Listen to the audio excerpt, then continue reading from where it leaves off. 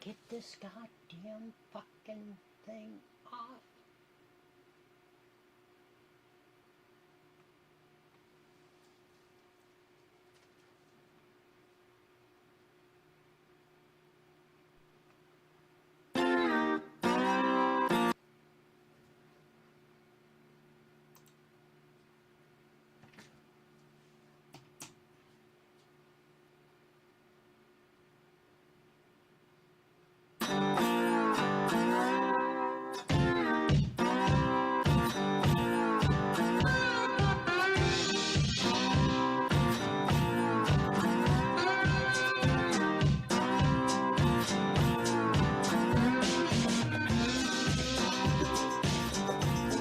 There's that funky slide guitar music that comes in every Monday through Friday, live at 5 in the Evil Lippy Network at YouTube. Check us out, subscribe, type in IE Newswire on those, and you'll see my nice smiling, shining face. You can get our archives on that. Of course, we'll join the Mighty Met KMET 1490 at the bottom of the hour. Hopefully we'll have Dr. Kelly Victory on with lots of interesting and surprising and miraculous news items that happened over the weekend. No more than the miraculous rescue of the two F-15 pilots who were shot down over Iran and were both rescued safely by our U.S. military. Of that, that was a great mission and rescue there. The spy Swalwell, Eric Swalwell, messing with the interns, we asked the question, or that's what the allegations are being out. I guess he didn't learn anything from Bill Clinton, Monica Lewinsky, and the stain on the blue dress, and all that other good stuff going on. Donald J. endorsed Steve Hilton for California governor. We'll give you the repercussions and all that, and maybe calm down some of the people whose hair's on fire all the way across on that whole issue. But some great news coming across the pike here in the IE especially. Lake Elsinore Motocross is set to reopen after being closed for many years now. They're getting it back on track. Something that is another bright spot we can look to. You see some of the practice runs that were going on in anticipation of opening up Lake Elsinore Motocross. So that's a big winner for the Inland Empire, to say for sure. Port Royal Speedway. This is the dangerous part of any racing. You ask any driver, it's the start of the show. Man, that's where the thing can really go on. This is Port Royal Speedway, one of the most famous sprint car tracks in the world. Here's the start and the call. Tires and kick the tires here at the Port Royal Speedway, and we got trouble there off of turn number 4. The big one here at the Port Royal Speedway, and the caution flag comes out, which is going to turn into a red flag. As Carkland gets... That was, yeah, big one. There were 7 or 8 of them upside down or crashed on that. That's why on top of having a 900 horsepower, 1,300 pound car at your disposal, in control of your right foot, on top of that, that's the nasty part of the business. Hopefully everybody was recovered or was not seriously injured in that big melee at the port Saturday night. You know, the lead story. We didn't know there was sex going on in there. This is one heck of a story. Osaka Massage down in Diego. Oh, there's sex going on in there. Really? You know, we should make, I've always said we should make prostitution legal, you know, put it in certain areas. This is like right in a neighborhood. If you go and read their Yelp reviews, this thing's been going on for decades. People have been saying, oh, Guess what's going on between the covers over there? Yeah, I give it a 12-star review. Cheap prices, too. Here's San Diego 7. Report. Hopefully. We'll see if we can roll her up. Here we go. Claims a local massage business is really a front for prostitution. This spa is on Adams Avenue near businesses, homes, a park. NBC7's Jeanette Quesada spoke with the city attorney and also neighbors. This is the 19-page complaint the San Diego city attorney filed against the owner of Osaka Massage on Adams Avenue for allegedly operating as an ongoing front for prostitution and illegal activity in the University Heights neighborhood.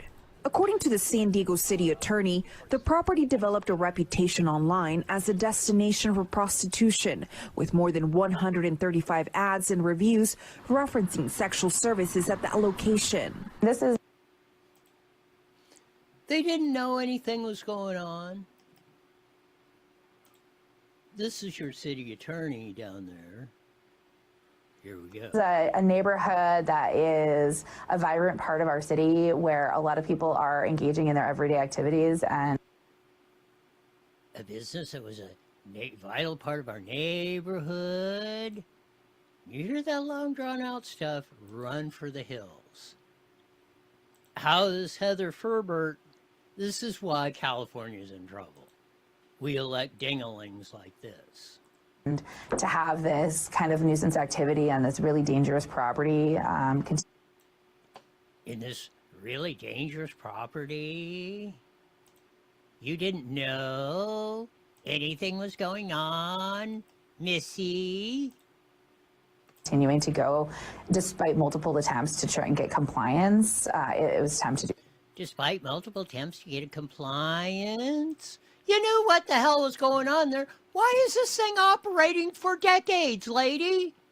It's been advertised and on reviews and everything else. Everybody knew what the hell was going on. And you're acting like, oh, this is we've never heard of this before.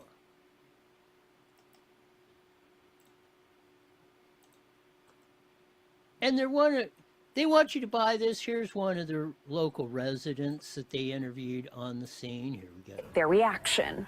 Paul Coogan says he bikes along the Adams Avenue corridor almost every evening. I'm not surprised, really. The hours always seemed a little late. Michelle Ling. I'm not surprised. I bike by there every evening. You see the caption over his head. Well, that theoretically was there. Everybody knew what the hell was going on. This attorney, oh, really? We're looking into this profusely. Mead echoing a similar experience. I walk by this establishment frequently, often after 7 in the evening. She was disheartened to hear about the alleged illicit activity happening inside and says it raises public safety concerns for the community. You don't know who's working there. Are they working voluntarily? Might that be? Are they working there voluntarily? Holy cow. This is our society and saying, yeah, we know it's a whorehouse. We've been saying something about it for years. They don't do nothing about it. No wonder San Diego's going in the toilet. They're a mess. Their politics is a mess. It looks like California. They've elected a bunch of ding-dong, idiot, liberal city attorneys that go, yes, we know that something's really maybe going on over there, but we don't want to upset anybody because, you know, those girls are, oh, shut up. This stuff is getting absolutely far, far beyond ridiculous. I mean, what more nutty stuff can we find out going on in the once was one of the greatest cities in the entire world, San Diego? An opportunity for human trafficking that kind of delegitimizes folks that are trying to have a legitimate massage business. But not everyone feels the same. Kind of surprised that is what's going on, but it's not causing any problem to the neighborhood. Ferbert says the civil lawsuit aims to accomplish two things: shut down the business operation for 1 year and hold the owner accountable through penalties of up to $2,500 per day per violation and investigative costs. So here's the bottom line. Prostitution shouldn't be in the middle of a neighborhood.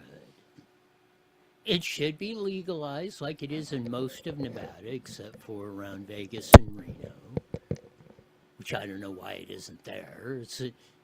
It's de facto legal around there. You should have it in places, inspections, condoms used and all that. No STD, try to keep the STD transmission down and all that kind of stuff. And in like an industrial area or something where it's away from the general public. Let's deal with this stuff. This stuff has been going on since human beings have been walking on the earth. You know what? You're not going to get rid of it. So let's come up with a plan. Let's designate areas in just about or most communities and say, okay, you want to do your thing over here. Let's eliminate the streetwalkers, the massage parlors, the pimps, the gangs, the Mexican cartels, the Chinese cartels that are controlling this whole stuff. Man, we'll get into the rest of the juicy stuff in today's show.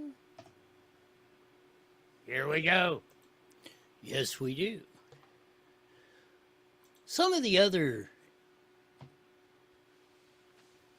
things that nobody would have thought. When I heard those two F-15 pilots were down or ejected, figured, oh boy, at worst, they're both been perished, or they're going to be captured by the Iranians, and then, man, is that whole thing going to be a quagmire mess. We got the tweet out from Donald J., El Presidente 47. We got him. My fellow Americans, over the past several hours, United States military pulled off one of the most daring search and rescue operations in U.S. history. Probably even, I would say, world history, in war history of all time. They got both of them out without any casualties on top of it. Almost 200 men were assigned to get that out in equipment. They actually had to the planes had to land in some very wet sand. They blew those up, brought some lighter aircraft in that could get them out of there, and then in 3 runs, and it took them about a half hour to get them all back out of there, all the personnel that went into doing this operation. Absolutely miraculous. And that really does get to the point, and we have left soldiers behind. And Trump says we're not going to do that. He said as soon as it came on and they notified it, they said, go get him. And Pete Hegseth, Raising Cane, and all our military folks sprung into action and got her done. Here's Pete Hegseth at the press conference that Donald J., Raising Cane, Ratcliffe from CIA had this morning. Here we go. Right. And today, as the CIA director mentioned, Iran's military, and we know this, is embarrassed and humiliated, and they should be.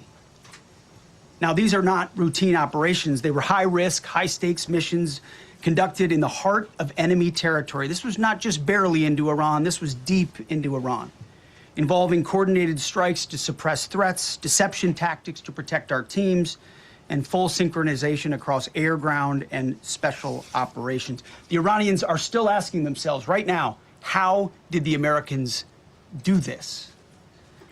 One downed airman evaded capture for more than a day, scaling rugged ridges while hunted by the enemy. When he was finally able to activate his emergency transponder, his first message was simple and it was powerful. He sent a message, God is good. In that moment of isolation and danger threat, and today, as the CIA director mentioned, Iran. Again, that was a miraculous operation to pull that off. Against all odds, they got both of them out of there with no casualties. Our U.S. military deserves, everyone in the U.S. military deserves high praise today for getting that job done. That was maybe one of the most difficult missions in war history, and they pulled it off with such precision that's never been seen before. Again, minor miracle on that. Again, tomorrow, and Trump reiterated, 5 o'clock our time on the West Coast. That was his tweet yesterday. On the True Social X machine. Tuesday will be Power Plant Day and Bridge Day, all wrapped into one in Iran. There will be nothing like it. Open the effing straight, you crazy bastards, or you will be in a living hell. Just watch. Praise to Allah, President Donald J. Trump. I hope, and I said when we first started that, I said they better have a plan to open in the Strait of Hormuz, or it's going to be in big trouble. And I'm no military expert, or that's not in my wheelhouse, but I at least knew the strategy part. I hope this works. They need to get that done, opened up, and get the hell out of there. Or just obliterate. If you're going to stop it, the only way I know to stop it is just obliterate that whole place. I'm not saying one or the other, but we can't keep playing this game. Back and forth and this and that, and strikes in 2 months, and then we're back and all that. Whatever they're doing, they need to get it done and get it solved. And we don't need to be there 10, 20, 30, 6 months or anything else. He needs a hold of that 2 or 3 weeks, and he's almost into that he said this operation was going to wrap it up.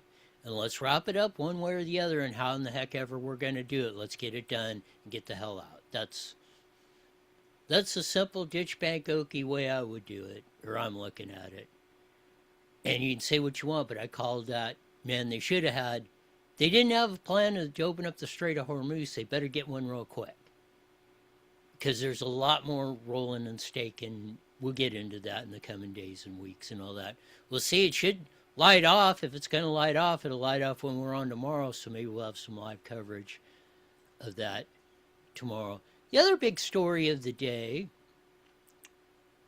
last night, late Sunday, which was kind of unusual, Donald Trump says, hey, I'm backing Steve Hilton for governor. Of course, that led a lot of people up with their hair on fire, the Bianco supporters. I'm not switching. Oh, top two is dead. There'll not be two Republicans. Time for some cooler heads. It's 30 days before we got any balloting. Let's run a couple weeks, see where the polls, see where the sentiment goes. I don't think top two is dead. I even think this may even solidify it. There's a pathway that this may solidify it more.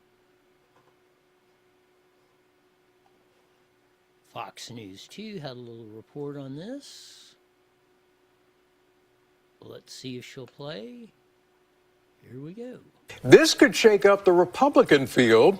Right now, there's no clear frontrunner, but Hilton and Chad Bianco, the Riverside County Sheriff, another Republican, are among the top candidates so far.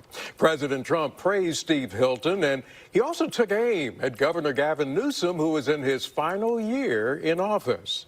And to talk more about this race, we're joined now by David McEwen, political science professor at Sonoma State University. All right, David, thank you for joining us. You've heard that. What's your reaction to the endorsement by President Trump in the California governor's race? Well, you kind of have to pan out from this a little bit.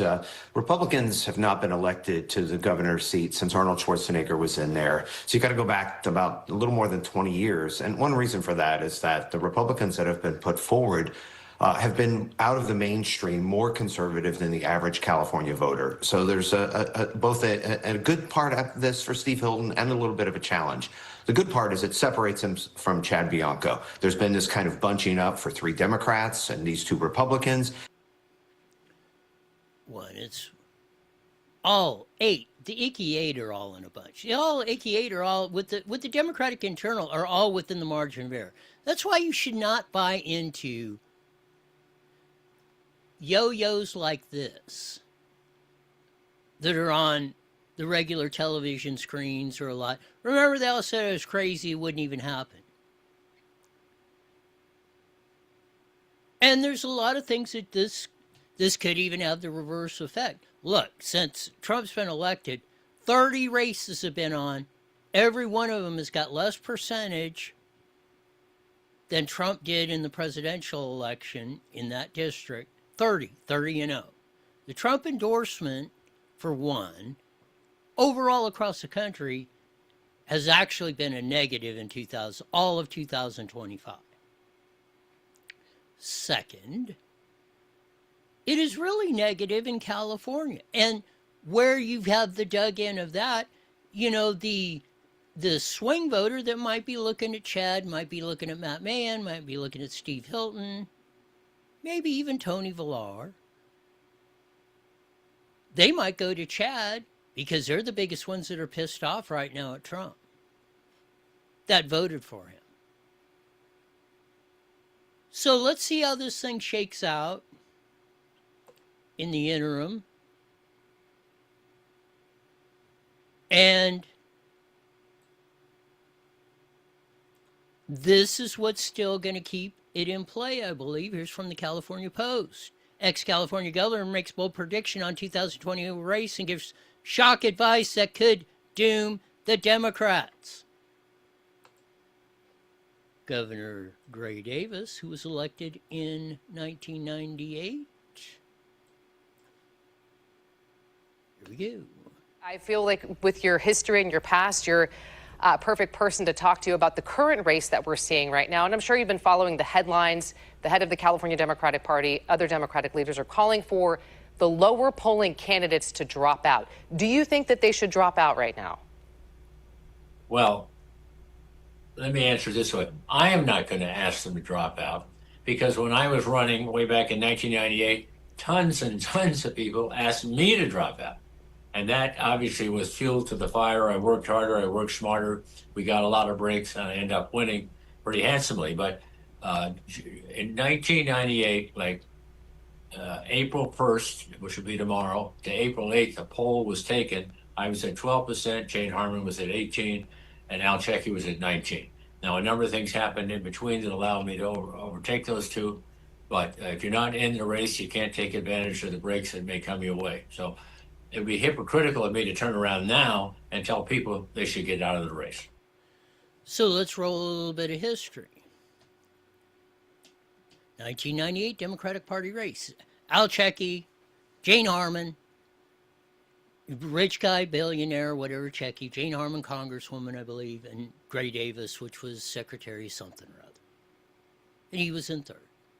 Checkey and Harman went at each other like a junkyard dog and an alley cat going after a piece of meat. They ripped each other apart. Gary South, Gray Davis's chief strategist, said, okay, we're going to come up with a murder-suicide strategy.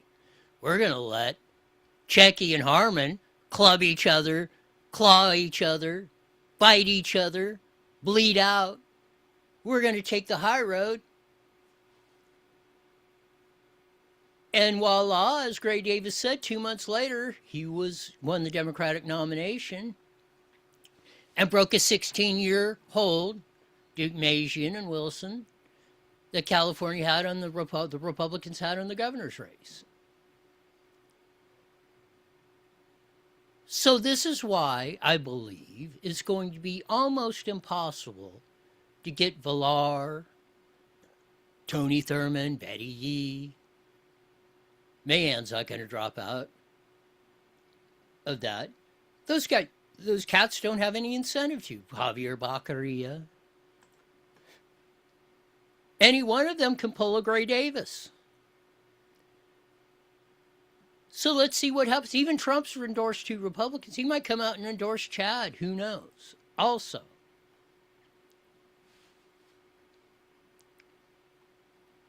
So everybody calm down.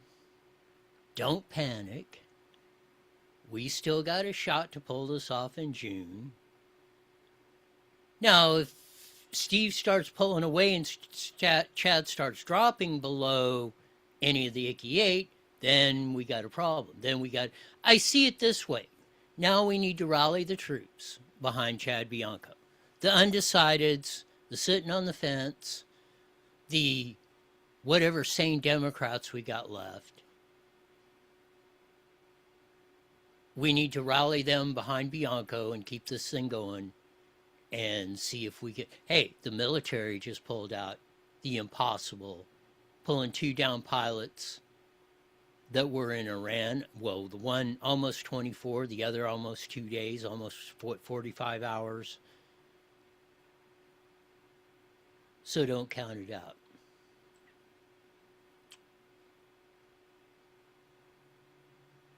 Swalwell is hitting the news.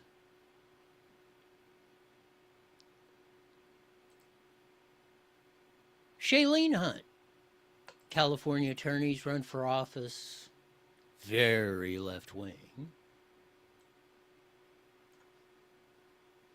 posed the question, the allegations, Eric Swalwell has been playing with the interns. Mike Trujillo, Antonio Villaraigosa's campaign guy, put it up and then he took the tweet down, said, hey, Swalwell's dirtier than a $3 bill.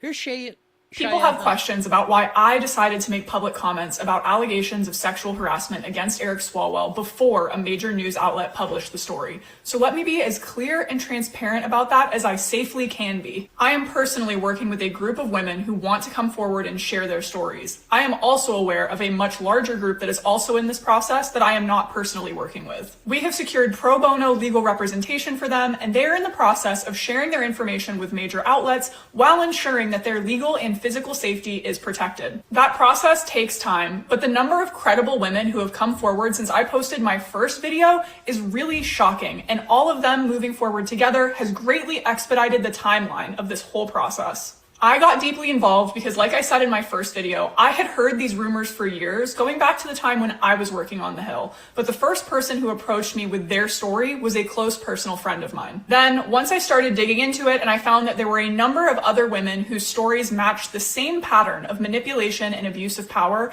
I knew that I couldn't stay silent because these women needed to know that if they came forward, there was a group of people that would have their back. So it seems like old Mike Trujillo may have been onto something. I don't know why he took the tweet down, but here about 2 weeks later, here comes Miss Hunt. Oh, the American Graffiti line came in my head. Go.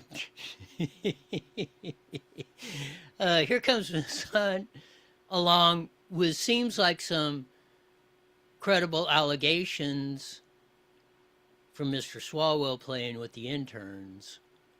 I understand that people want as much information as possible about these women, their stories, their identities, and the proof to back this all up. The problem is that many of these women have remained silent for so long because they believed that they were alone and that if they came forward, it would ruin their careers. And as someone who has worked in politics, I can't disagree with that assessment. It appears that others may have stayed silent because of a belief that non-disclosure agreements required them to keep this secret. While it is true that most NDAs would be unenforceable under these circumstances, most people don't know that, and the idea of challenging a powerful sitting congressman in court is not something that most people want to do. I understand and appreciate that people are engaging with discernment and critical thinking when they see things like this online. However, there are very real limits to what I can share here and why. I am still sharing these details here before this story breaks more widely to help ensure that women know they can come forward and to help this story break as soon as possible. Well, we shall see what develops more with the spy Swalwell. On top of this, here's Democratic consultant Shavik Lathia. Hey, I just got off the phone with a trusted friend. This is real. Take it seriously. Eric Swalwell cannot be our nominee. There's going to be a lot more coming out soon. I can't say more right now, but stay tuned. Organizer Memes just put up, just talked to my friends, and it wasn't sure of the implications of naming candidate, but confirmed it's fine to say openly this about Eric Swalwell. So, again, it's starting to break all over the place. The spy Swalwell. You can go look on the X Machine, Cheyenne Hunt, CA.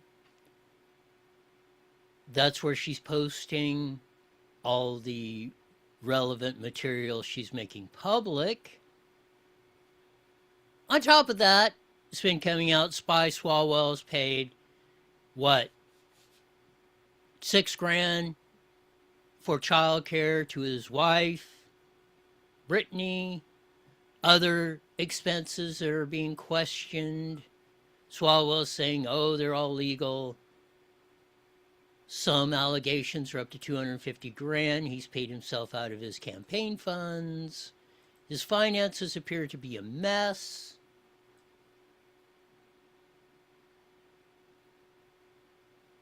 Here's Cheyenne Hunt at the Capitol.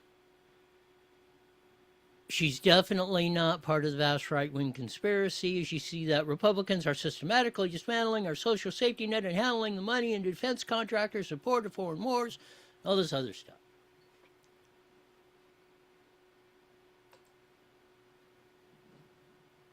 Even Rob Bonn is throwing Swalwell, it appears, under the bus.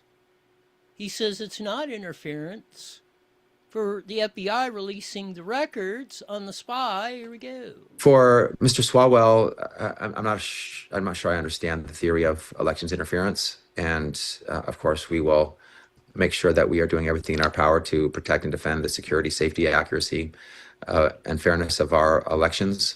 I just don't understand the claim. You don't understand his claim of why Kash Patel is ordering the FBI to release his case file? I'm aware of reporting on that issue. I don't understand how that's election interference. When a Democrat official, law official, is not supporting another Democrat law official, that happens about once every third century.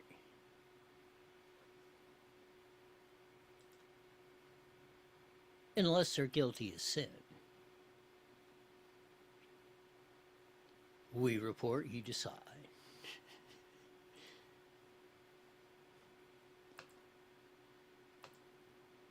It's been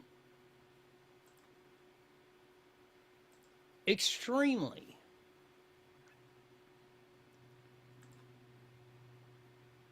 interesting.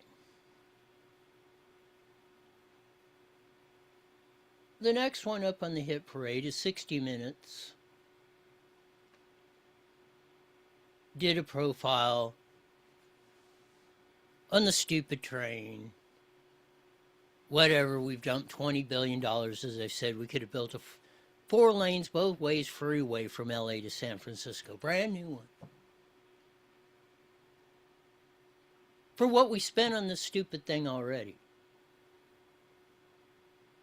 I know a lot of people are praising the 60 Minutes piece that ran last night. Well, let's give you a little preview of what was said. The very model of modern engineering, it hums across the fruited plains at a top speed of 200 miles an hour. It's revolutionized travel. It's a source of national pride. In Morocco. Here in the U.S., high-speed rail looks like this, hardly passenger-ready. Yes.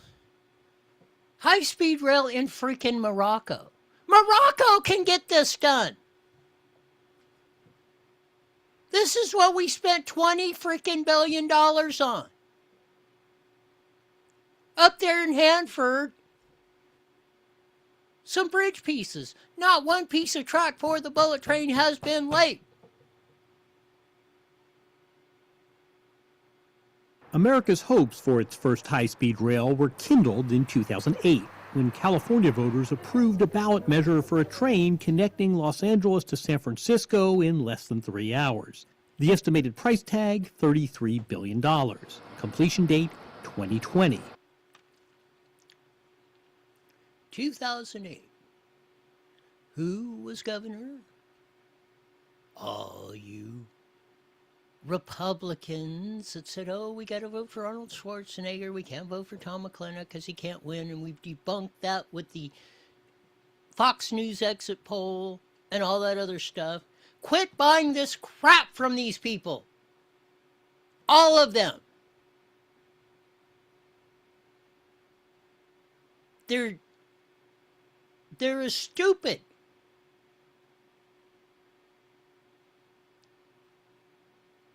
I mean, we had Quentin Cobb, the senator, then the head of this thing that was starting it. He said, I'm all for high-speed rail. I'm against this now because this is stupid. Quentin Cobb, go look him up.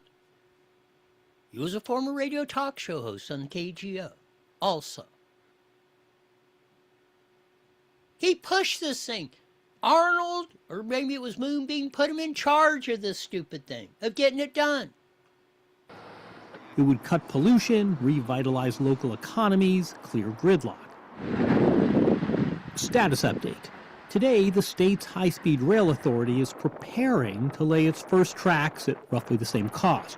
Only slight course correction here. Instead of LA to San Francisco, it will run 1/3 of that distance, connecting, wait for it, the metropolis of Bakersfield and Merced. It's 30 miles from frickin' Merced. In Wasco, where the only thing is a bunch of cotton in prison. That's it.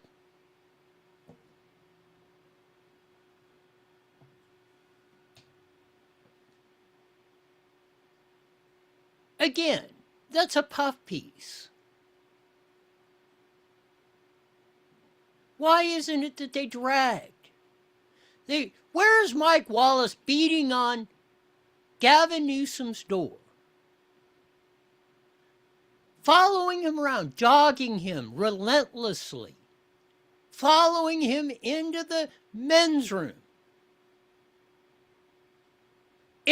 Trying to get an interview while he's taking a leak.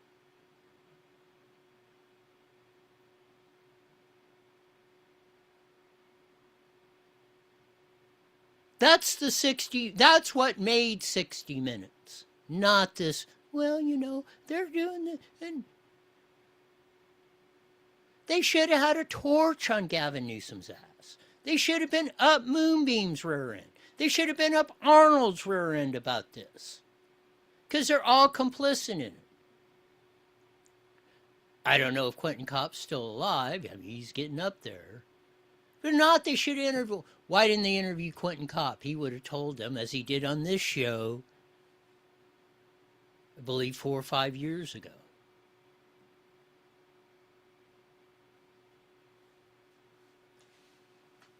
Man, we got a lot of work to do.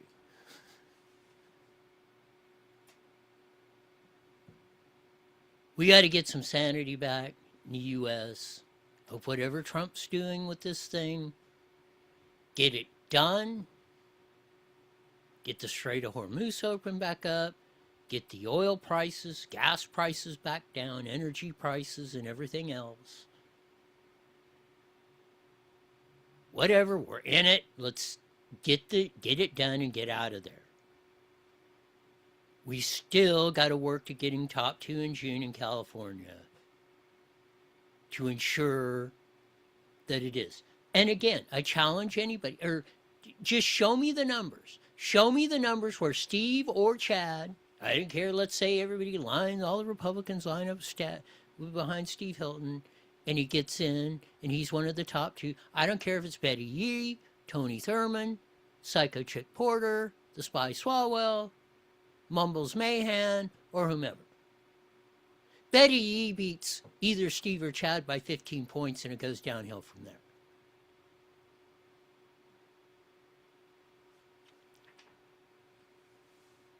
So let's start getting our ass together. Start getting behind Spencer Pratt in LA.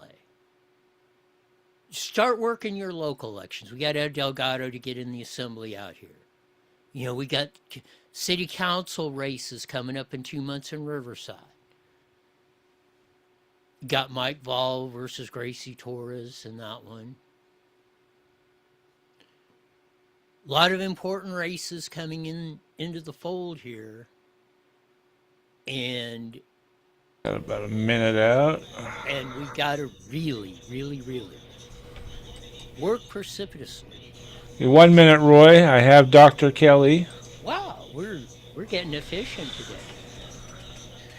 And I haven't had no technical problems on a Monday, which is almost a minor miracle. We still got almost a half hour to go.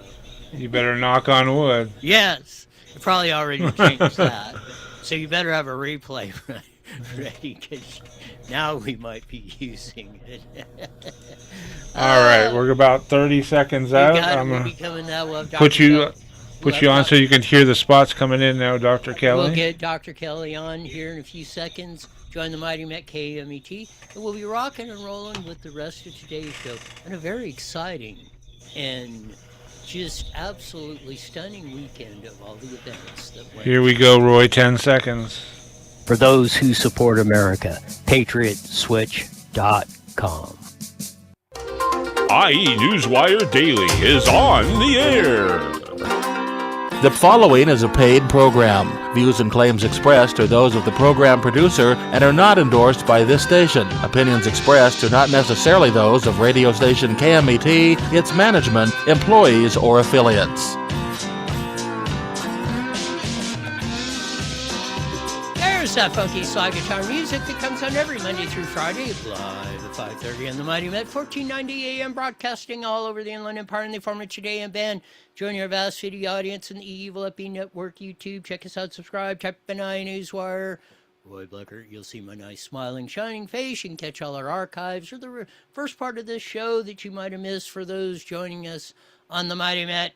Man, what a weekend of that. Even in the Inland Empire, Lake Elsinore Motocross is opening up after years of being closed.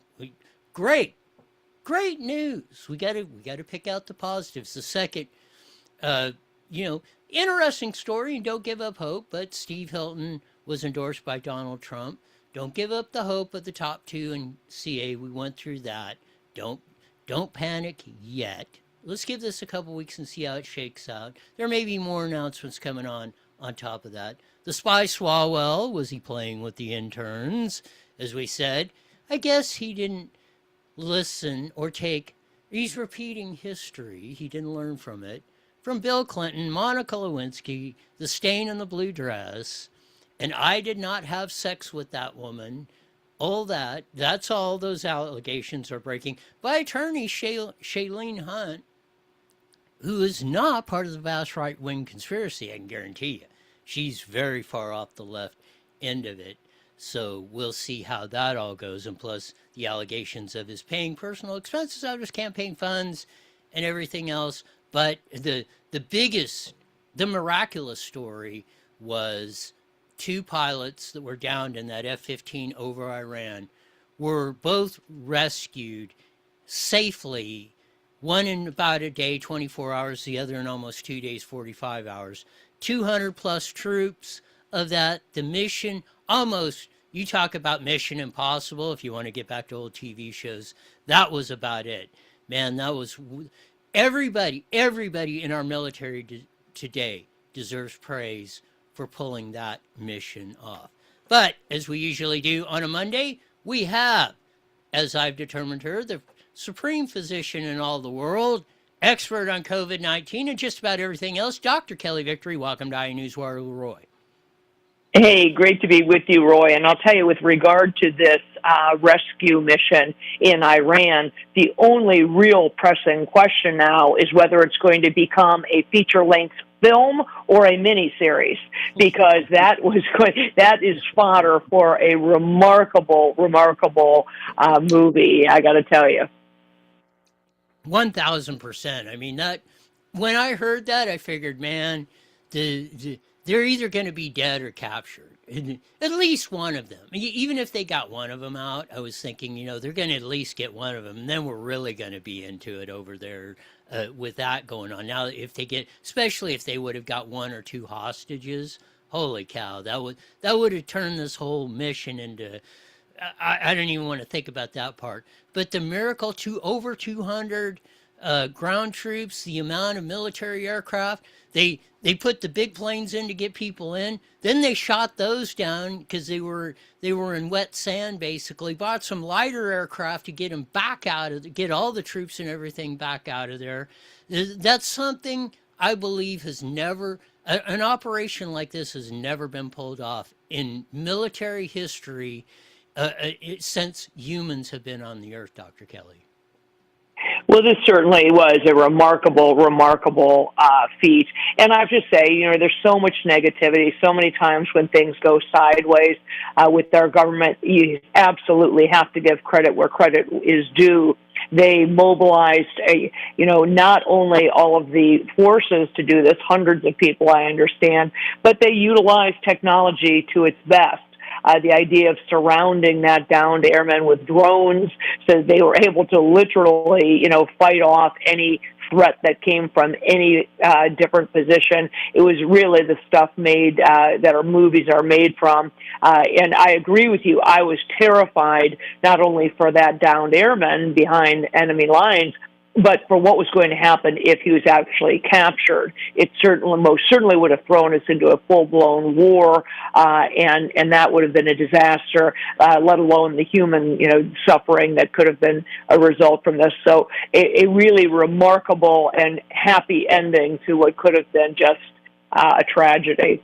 1,000%. I mean, that's what I say. I don't even shudder want to think if they would have got at least one hostage out of this, we'd have been, man, you think this operation or whatever, if it comes off tomorrow, is going to be something. We would have been in a full intense ground war on this thing if that would have happened, and thank goodness it didn't on that.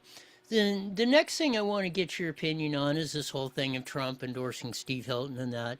And a lot of people are going all sorts of different ways or making these knee-jerk deals. And I've said, hey, let's give it a couple weeks and see what exactly happens and how this goes. There's a lot of ways this thing could turn. It even could turn to the advantage of top 2 in June to win and all that. Everything just didn't fall apart or that or anything else. But it surprises me that people don't get into history like we did in the first part of the show.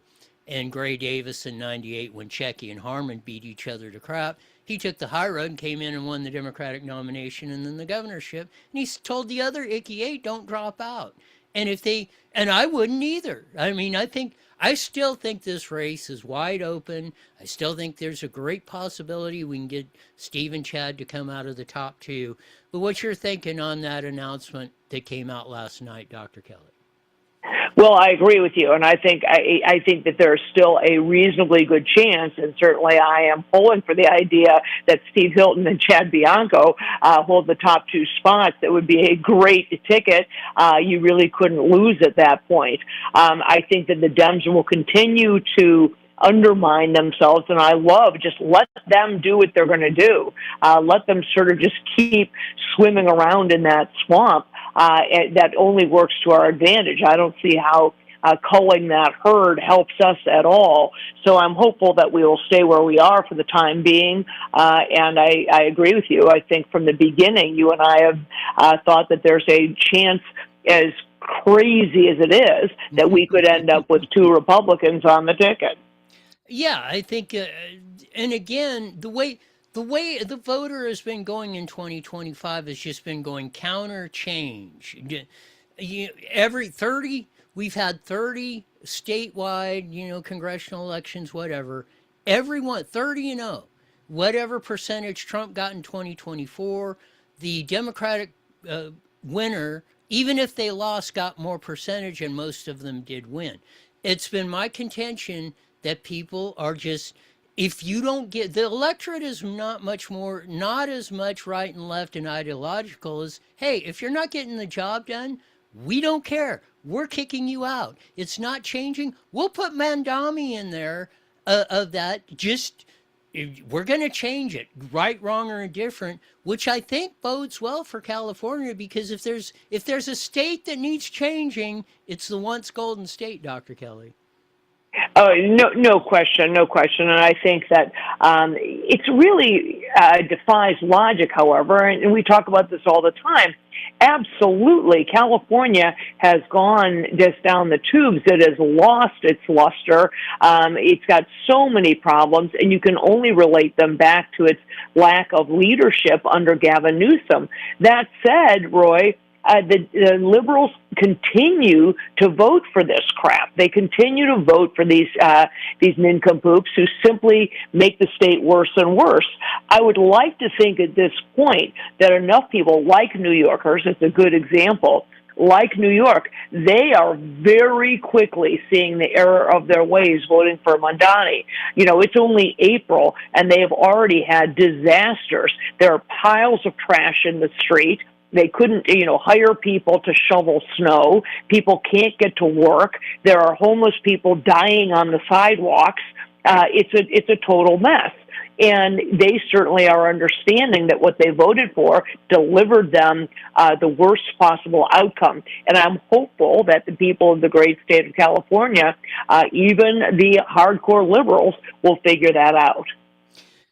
Switching gears, you posted on the X machine the Sammy song that's saying he's going to report you to Robert Kennedy Jr. You and Peter McCullough are lying about this, that, and everything else. What the heck's going on here, Dr. Kelly? That was great. That was a clip. This guy thought he was giving me a gotcha moment. That was what he posted was a clip from an audio recording that we have. Callie Means, you may recall, the brother of Surgeon General nominee Dr. Casey Means. These are the two the two brother and sister duo who parachuted in out of nowhere right before the election, and all of a sudden are in every news outlet, radio station, and all of this. Callie Means weaseled his way into the administration, first as a part-time federal employee advising Bobby Kennedy Jr. at HHS, and now as a full-time employee. He called the CEO of the company that I work for, the wellness company, and threatened the CEO that if we didn't stop competing with him in his private company, which is called TrueMed, that he was going to go to Bobby Kennedy and Trump and tell them that we were trying to undermine the administration. In other words, he tried to blackmail us and say that he was going to, he totally abused his federal position, said he was going to go to Jay Bhattacharya and Bobby Kennedy and to Trump and tell them that we were trying to undermine the administration if we didn't stop competing with him. He said, and we have this on recording. It's all voice. You don't have to trust me. We've got the recording. He said, unless we wanted to actually go into business with him. And then he would, it was an unbelievable breach of not only ethics, it's illegal. Unfortunately, like so much that happens in our government, we released the audio recording of this phone call of this federal employee calling and threatening us that we can't compete with his business, or he was going to, wreak havoc with us and undermine what we do. We released this to the Senate committee, to the Congressional Committee on Oversight. I gave it to people, including Senator Ron Johnson, and they did absolutely nothing with it. It's unbelievable. It just goes to show you how much fraud, how much lack of accountability there is. People ask me all the time, will Anthony Fauci ever be held to account? I'm saying, absolutely not. We've got an audio tape of Callie Means threatening us, and even that wasn't enough for them to remove him from a federal position. Which begs the deal of, finally Pam Bondi was fired. And in case anybody doesn't think so, politics is a blood sport to the highest degree. And, just like this with the Pam Bondi thing, finally Trump fired her, got rid of, that. We got all, obviously the speculation of what's going on there of that. But we've had I was never a big Pam Bondi fan. I was very disappointed that they didn't hang with Matt Gaetz on that whole thing and everything else. I was actually I thought Kash Patel might be a little better. I thought he would be really on our side, and that proved to be, just as big a loser, maybe even more so than Pam Bondi was. But hopefully, Ed Martin's name's been thrown around, Harmeet Dillon, a lot of good people, Eric Schmidt, Ken Paxton, even Ron DeSantis, a lot of them. I'm a pretty hard, Lee Zeldin, okay. Todd Blanche, I'm a pretty hard no on. We'll see how that all works out. But one thing that really struck me was Dan Bongino, who was deputy director of that, said, the Pam Bondi really didn't have anything. The deputy director's running that. Well, who was deputy director under the FBI was Dan Bongino when, there's no Epstein files. He didn't kill himself. He killed himself, all that stuff, and all the other investigations like you're talking about that were promised that never got done. I mean, it's just like, I don't know. It seems like maybe like with Trump, we took one step forward. We're taking 2 steps back. Maybe we're starting to get to back. But what do you think, Dr. Kelly? Well, unfortunately, and this was a huge eye opener for me when they did nothing about this just egregious, a flagrant breaking of the law. And we gave it to people who should be able to have an impact on it. The reality is this: our government, like so many, is really run by forces outside of Washington. I like President Trump very, very much. We don't deserve him in many ways. He was the right thing at the right time, and he's saved this country more than once. That said, he is not how do I say it? He is not independent. He has handlers as well. There are many, many things that he simply cannot do. They being the powers that be, will not allow him to do it. I hate to break it to you, but we will always have mRNA vaccines on the market. They won't take them off. They will never hold to account the people who lied to us during COVID. You will never hear the truth about John F. Kennedy. You will never hear the truth about the moon landing. You will never hear the truth about Epstein. Okay? That's simply the reality. There are certain things that are sacrosanct, and clearly they have put into position handlers. And Callie Means, and also Casey Means, their father, is a long-entrenched big pharma exec, and he is one of the people, along, I believe, with people like Susie Wiles, who are there at a breath away from President Trump at all times to make sure that he doesn't step out of line. And there are certain things that simply won't happen under any administration because there are more either bigger powers at play. I think we have to accept that. I don't like it. I grew up believing that we had a totally independent, free, and very fair government. That simply isn't the case. The government lies to us all the time, and there's just so much we can do about it. So I think you really have to look at it and say, who's going to deliver us the lesser of all the evils? Who's going to do the most good and the least, create the least carnage? And without question, the Republicans have been on that side, and certainly President Trump has. But that doesn't mean that he has full reign to do whatever he wants.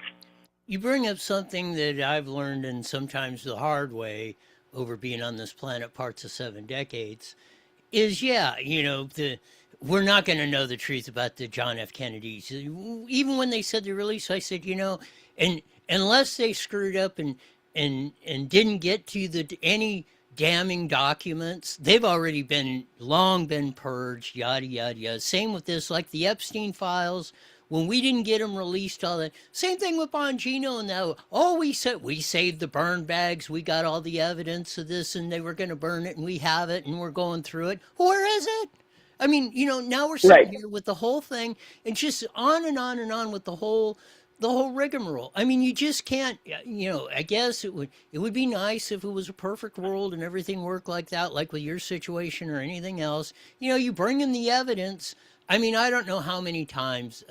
Like I say, probably 98.7% of the times I've had stuff like where with this deal with that you were just describing. You bring it to him, you hand it to him on a silver platter, and it's like nothing gets done. It's actually very, very unusual that they actually act on anything. And that's if you hand them basically the case, lock, stock, and here's all the evidence. I've done all the work.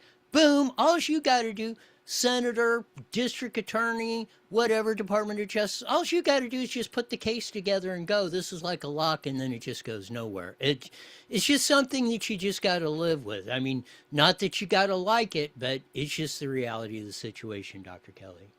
Exactly. And as I said, it is a reality, and you have to get your arms around that and decide if you can work within it.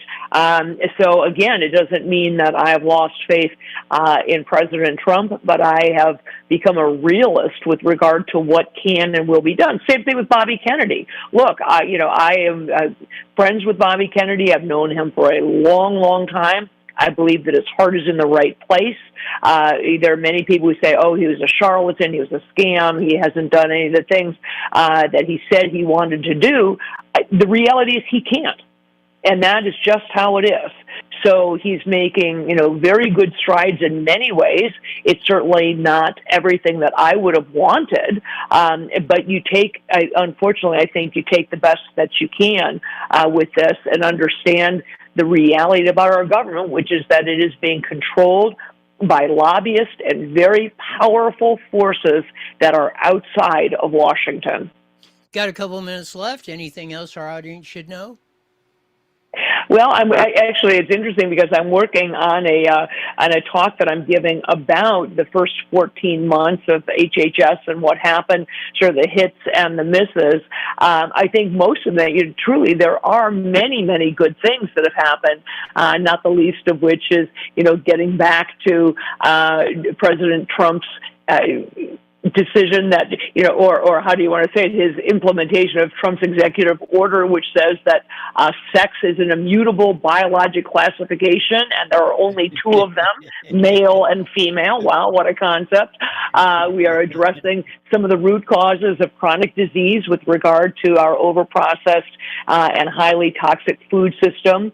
They are eliminating a lot of the SNAP benefits, in other words, food stamps being spent to buy junk food. Wow, there's a concept. There are lots and lots of good things addressing the microplastics, the number of microplastics that we have in our environment, in our food sources, lots of things that are going well. And unfortunately, most people focus on the negatives, those things that haven't been brought across the finish line, like removing the COVID shots from the market. But there are a lot of good things that have happened as well. And so I think and we're only, 14 months into this. We still have almost 3 years left. Thanks for being on, Dr. Kelly. We'll do this again soon. Sounds great. Thanks, Roy. Dr. Kelly Victory, saying it as we say, only she can. I want to just close out today with a little bit of like what we talked about with her. And again, I've learned that lesson, as much as you want, or you see the stuff, or you have the evidence, or you know this and things don't get done, you just got to live with some of this stuff and move on, learn from it, take the victories, take the lessons you learn from history that you were successful with, take the lessons where you were defeated, and come back and figure out a way to turn those defeats into victories. And the same thing, man, when I was younger, we're going to get this, we got this, and we're going to do this, and then it all falls apart, and then you're pissed off, depressed, whatever. And that only hurts you. And that's part of what they want. That's part of what they want you to feel. They want you to feel defeated. They want you not to show up at the public meetings, or not vote, or not pay attention, or go look at whatever porno or whatever's on the 3x5 screen, or whatever y'all are doing on there. And that's how they win. And they've precipitously won. Maybe we'll get into it later the week. The old shows, Firing Line by William F. Buckley. Ben Stein was on there. And 50 years ago, we were going through the same thing as we were with the 3x5 screen, just wasn't as big. And here we are today using it. Just the only thing the 3x5 screen has done is refined the way they can control us. And that's the only way they can do that, is if each and every one of us allows that to happen. So I hope more will learn the lesson that you're not going to win. You're not going to make every shot. You're not going to win every game. Nobody does. Certain injustices and defeats, you're just going to have to accept, move on, hopefully learn from them, and be stronger. So when you do win, one thing, it'll be much sweeter, and hopefully you'll be much more effective. And of all the stuff, and I know that, and it's especially in the fast-paced world, instant information, it's very easy to get depressed, throw in the towel. But you know what? Like I said, 1.5 million people fought, bled, and died for us to live in the greatest country in the world. To have the operation you saw, where they pulled two out of almost insurmountable odds, pulled those two pilots, F-15 pilots, out of Iran, alive and basically unhurt, with relatively minor, recoverable injuries, let's just put it that way, or that's what is being reported. And that is just something that just not, when I heard that plane went down over Iran, I thought, holy crap. And look at, man, that turned out, they maybe did take chicken ass and make chicken salad out of it, and that deal. Again, thanks to every member in the United States military today that helped pull off that operation. You guys are awesome. Oh, man. What a week. We'll see what happens. Maybe the bombs will be flying when we come on the air at 5 o'clock tomorrow, and then 5:30. If we are, we'll cover it like nobody's business, as they say. As we usually say at this time, mandatory you're back here in 23 hours wide. You're the best darn show in the whole wide world. Until then, see ya. The proceeding was a paid. Yeah, it could be an interesting day tomorrow. I think so. We'll see. We'll have. Well, if it is, I'll try to have stuff up so when we come on, if there's any, if the ish is going down, we should be able to cover it. So. Yeah, well, as they say, the shit could be hitting the fan. No doubt about it. All right, Roy, take it easy. We'll see you.